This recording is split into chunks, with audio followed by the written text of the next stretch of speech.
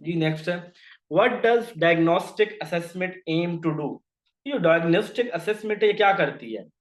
Test at the end of the year के diagnostic assessment के अंदर हम साल के आखिर के अंदर असेस करते हैं। Identify student prayer knowledge before instruction, को स्टूडेंट के प्रेयर नॉलेज को देखा जाता है उनको पढ़ाने से पहले। Provide grade for report card, उनको इसके ग्रेड दिए जाते हैं या एवेल्युएट की जाती है टीचर की परफॉर्मेंस को। तो बेसिकली हम डायग्नोस्टिक में उसका प्रेयर नॉलेज देख रहे होते हैं, क्या उसको पहले मसले तो नहीं है कोई, हम ये चीज देख रहे होते हैं। तो इसका आंसर जो है वो ये वाला करेक्ट है। Selecting one course of action among various alternative, बहुत ही आसान सवाल। जब एक चीज सिलेक्ट करना बहुत से में से, इसको हम क्या कहते हैं? जी डिसीजन मेकिंग, फैसला करना, ठीक है। जब बहुत से ऑप्शन में से किसी एक को सिलेक्ट करना। कोऑर्डिनेट में तो कोऑर्डिनेट करता होता है, ऑर्गेनाइज में चीजों की तरतीब लगाना, पुराने काम करने से पहले देखना कैसे करना है। What are the characteristics of the good measuring techniques. जब भी आप किसी पेपर को मेजर करते हैं, किसी शख्स को मेजर करते हैं, तो मेजरिंग टेक्निक्स में कौन सी चीज जो है वो आप उसको ज्यादा अहमियत देते हैं? ऑब्जेक्टिविटी को, यानी जहां पे हम देखें, हम मकसद को देखते हैं कि जो मकसद मेरा था वो अचीव हुआ कि नहीं हुआ। रिलायबिलिटी को, कंसिस्टेंसी है कि नहीं है, किसी में बूटी माफिया तो नहीं है, पहले कुछ और था अब कुछ और तो नहीं है। यूजिबिलिटी, यानी वो डेप्थ जो बनाना आसान है, जो लेना आसान है, जो चेक करना आसान है। तो ये सारी बातें आ जाएंगी all of the above. Madam Waqar Nisa अभी भी क्वेश्चन मार्क करके ए हुन भी गलत हो सकता है एडा सौखा सवाल। Dash is concerning with the determination of corporate policy. हाँ जी, कौन है जो कारपोरेट पॉलिसी को डिटरमाइन करता है? ओवरऑल कोऑर्डिनेशन करता है प्रोडक्शन, ये कितनी प्रोडक्शन करेंगे, कितनी डिस्ट्रीब्यूशन करेंगे, कौन फाइनेंस देखेगा, पॉलिसी क्या होगी, कौन करता है? ये सारा काम एडमिनिस्ट्रेशन के बड़े बड़े काम जो होते हैं ना, ये एडमिनिस्ट्रेशन करती है, ठीक है। जो मैनेजमेंट होती है वो उसको एग्जीक्यूट करती है। लीडरशिप जो होती है जो मोहब्बत के साथ काम करवाना जानती है। और एम्प्लॉयर जो होता है वो जो जॉब देता है, जो मुलाजमत देता है, जो बॉस होता है वो वाला होता है। The requirement of few technical skills and more planning and conceptual activities are level of management, कि जहां पे थोड़े टेक्निकल लोग हैं लेकिन ज्यादा लोग वो हैं जो कंसेप्चुअल लेवल के ऊपर हैं, जो बहुत आला दर्जे की प्लानिंग करते हैं। वो कौन, ये कौन सी मैनेजमेंट होगी? टॉप होगी, मिडल होगी, लोअर होगी। मैनेजमेंट की हमने तीन टाइप्स पढ़ी थी। पहली टाइप, मैं मौलवियों की तरह जो है ना वो तर्ज लगाने पे आ रहा हूँ, इसलिए थोड़ा सा ना आपने बात को समझना है कि मैं थोड़ी स्पीड पकड़ रहा हूँ। तीन तरह की हमने मैनेजमेंट पढ़ी थी। एक conceptual scale, technical scale, human scale. जो सबसे हायर लेवल की स्केल है वो कंसेप्चुअल है, जो सबसे लोअर लेवल की है टेक्निकल है, और दरमियान वाली ह्यूमन वाली है, जो बड़े बड़े फैसले करते हैं, प्लानिंग करते हैं, टेक्निकली भी ठीक होते हैं, इंसानों को भी डील करते हैं। टॉप लेवल की मैनेजमेंट होती है। और यहाँ पे कहा है थोड़ी टेक्निकल है लेकिन वो प्लानिंग करते हैं, वो कंसेप्चुअल एक्टिविटीज करते हैं। इसका मतलब है कि वो टॉप लेवल की मैनेजमेंट है। The word discipline is dried from, discipline जो है ये लातीनी जबान का लफ्ज है जिसका मतलब है नॉलेज होना या इस तरह का है, ठीक है।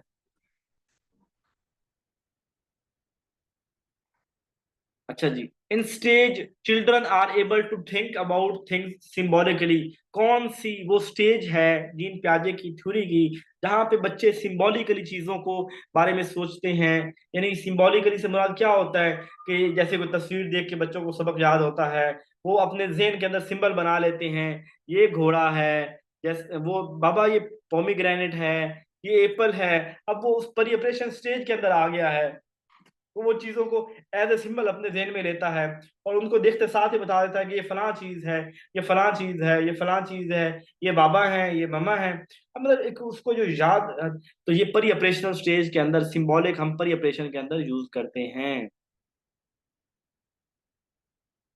क्यों वकारो निसा को हाथ से छुट्टी जा रहे हैं? the quality of cognitive development that involve custody of information our time is called।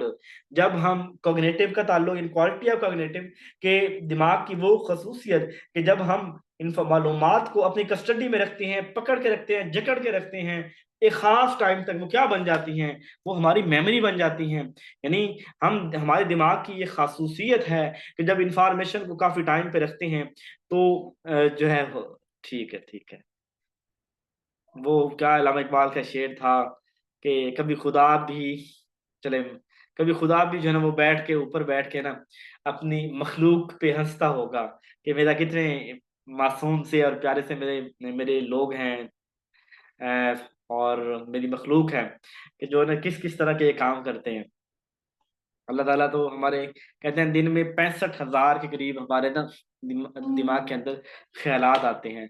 बहुत कम ही होते हैं जो हम जो है ना करते हैं किसी के साथ इजहार कर सकते हैं, वरना वो ख्यालात अंदर ही अंदर मर जाते हैं। तो लेकिन अल्लाह ताला की जात है कि वो हमारे उन ख्यालों को भी जानती है कि मेरा बंदा क्या सोचता है, मेरा बंदा कैसे सोचता है।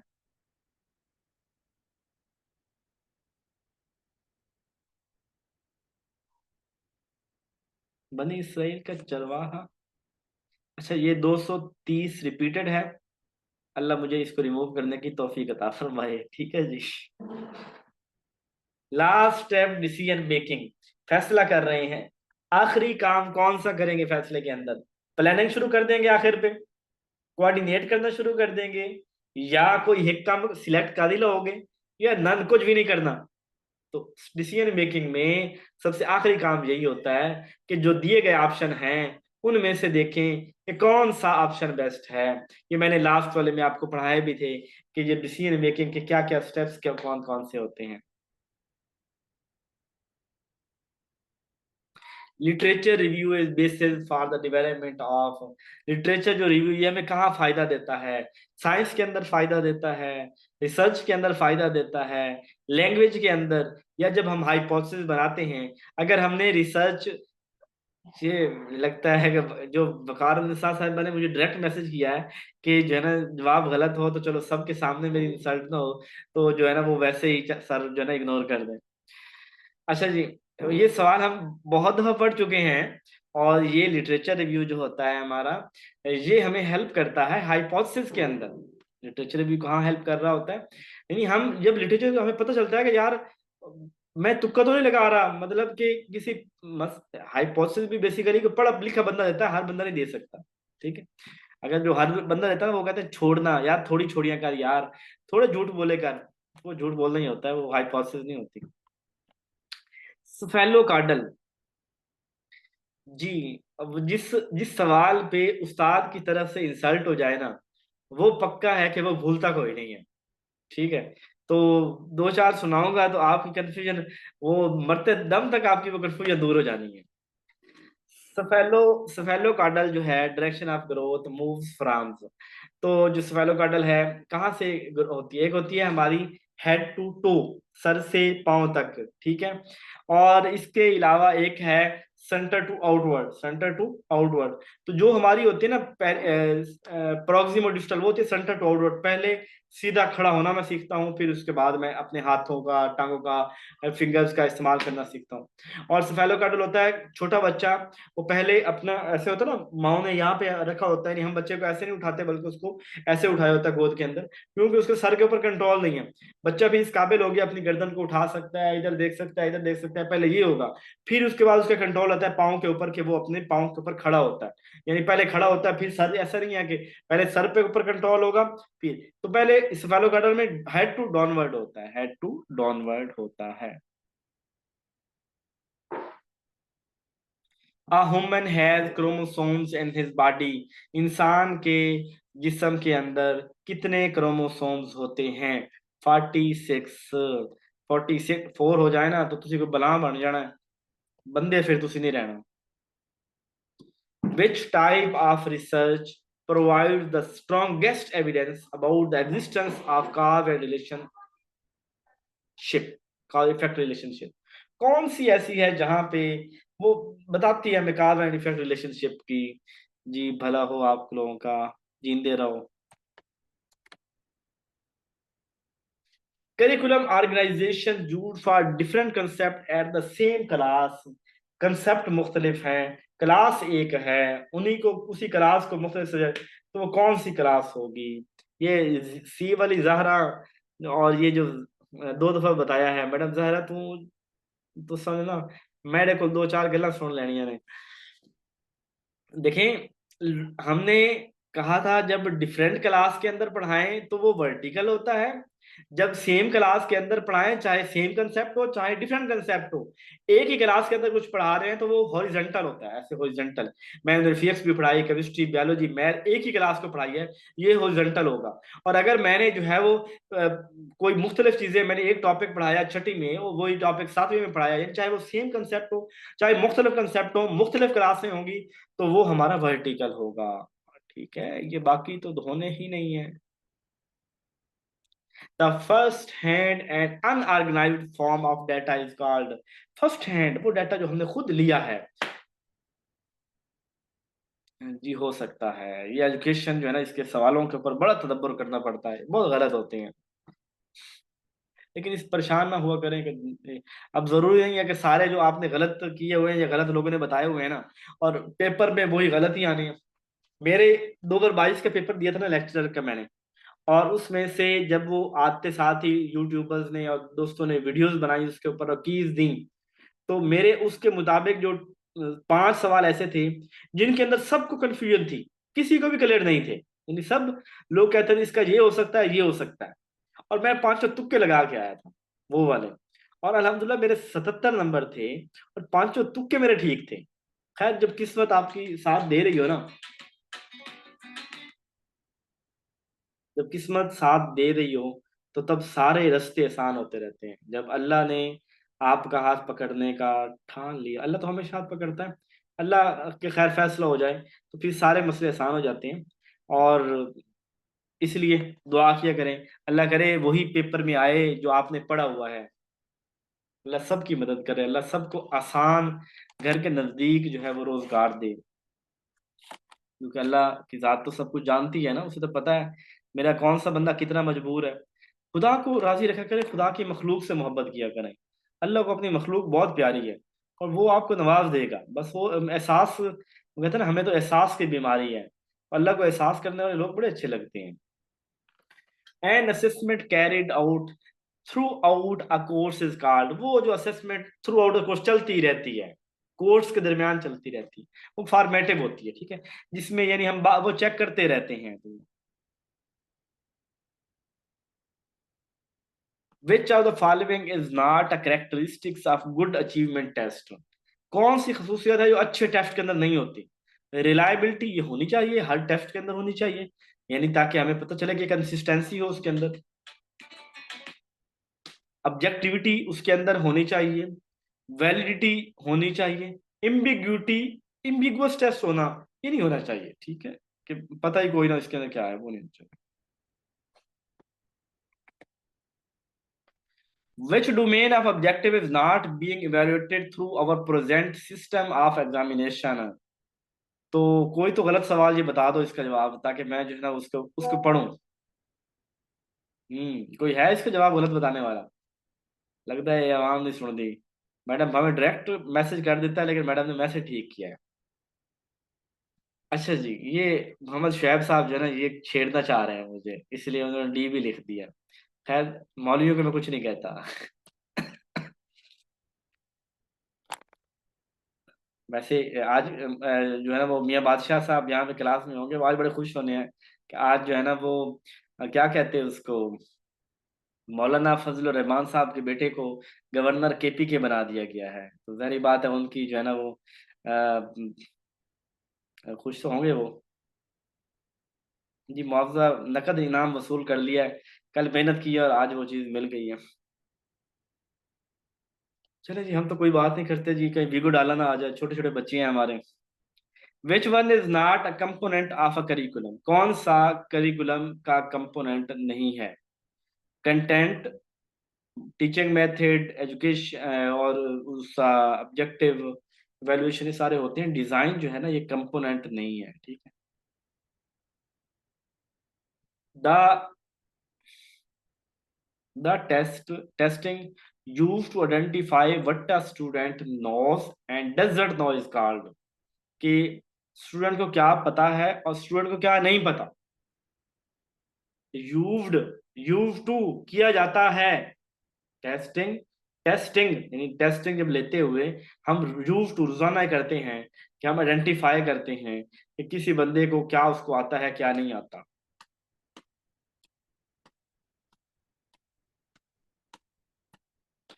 देखिए जो है ना डायग्नोस्टिक ये होती है जिसके अंदर हम थोड़ी सी कहीं बात कर रहे होते हैं कि डिफिकल्टी को देखना, कोई परेशानी को देखना, वो बात हम यहाँ पे नहीं कर रहे हैं।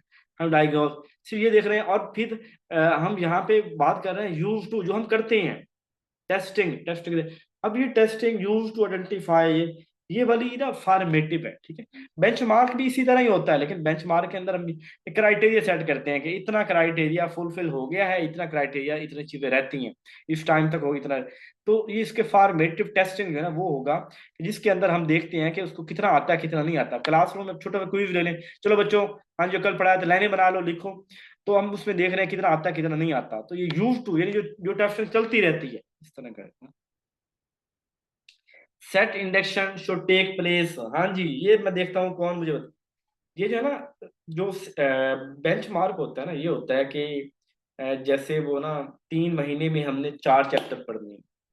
तो अब हम देखते हैं कि अब 1 महीना गुजरा है, तो क्या हमने 1.25 चैप्टर पढ़ लिया? अगर 1.25 चैप्टर पढ़ लिया तो हम ठीक जा रहे हैं, अगर नहीं पढ़ा तो हम अपने बेंच मार्क से इतना पीछे हैं। इस तरह करके तो ठीक। अच्छा ये बताएं जी, set induction should take place, आज जो इसका ठीक आंसर बताएगा ना उसको क्या करेंगे हम, शाबाश देंगे जी।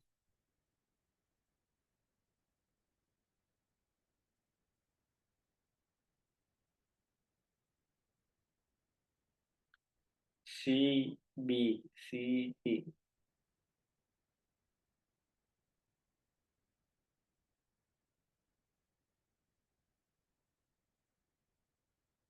पहले कोई बताएगा ये इंडक्शन होती क्या है? सेट इंडक्शन से आप क्या मुराद, तुक्का लगा रहे हैं, आपसे मतलब क्या मुराद ले रहे हैं इससे?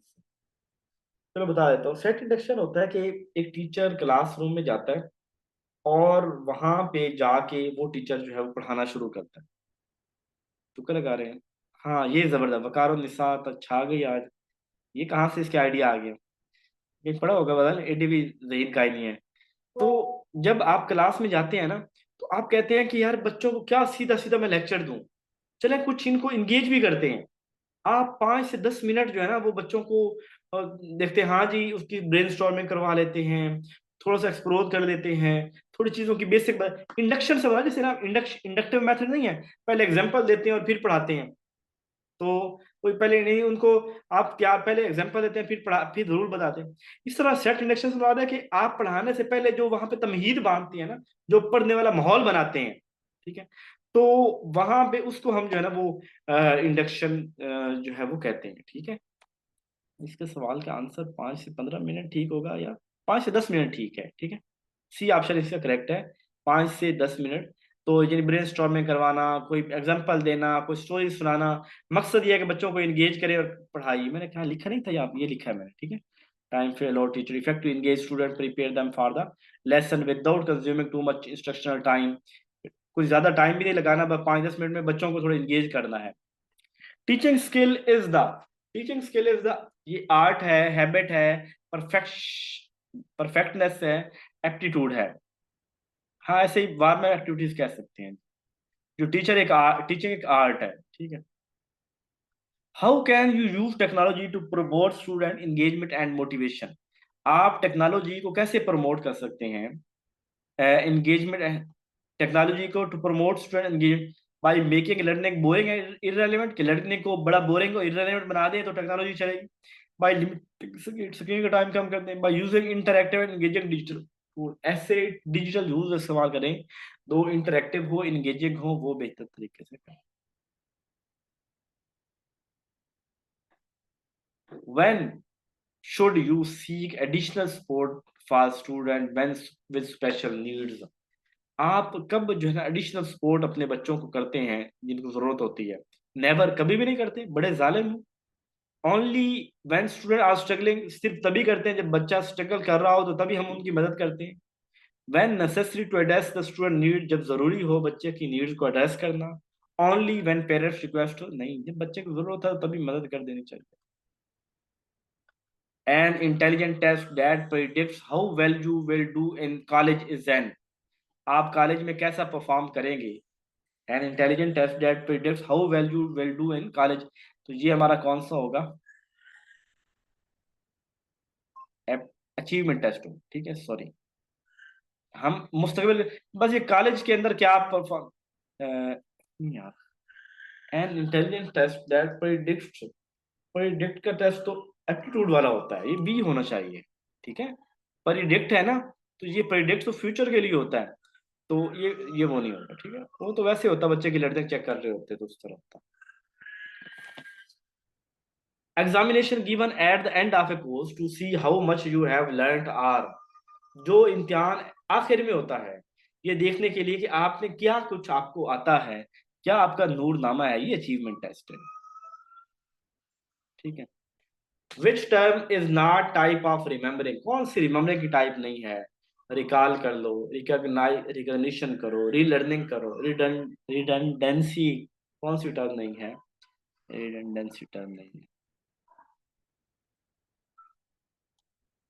ऐसे मैंने भी नहीं सुना हुआ। मुझे तो मतलब का भी कोई नहीं पता, बस नया सा लग रहा है तो चलो लगा दो जी। Sara is looking for an organised instructional programme, Sara देख रही है एक ऑर्गेनाइज इंस्ट्रक्शनल प्रोग्राम को, in which the teacher and learner can be physically separated, जहाँ पे टीचर कहीं है, बच्चा स्टूडेंट कहीं है, फिजिकली सेपरेटेड है। विच of the following will she choose, तो इसका मतलब क्या है कि क्या वो डिस्टेंस एजुकेशन हो रही है?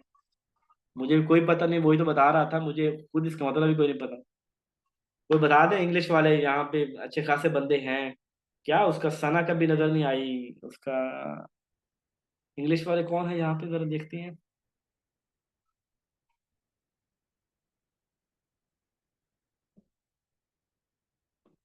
पता नहीं क्या, सामने कोई नजर आ रहा।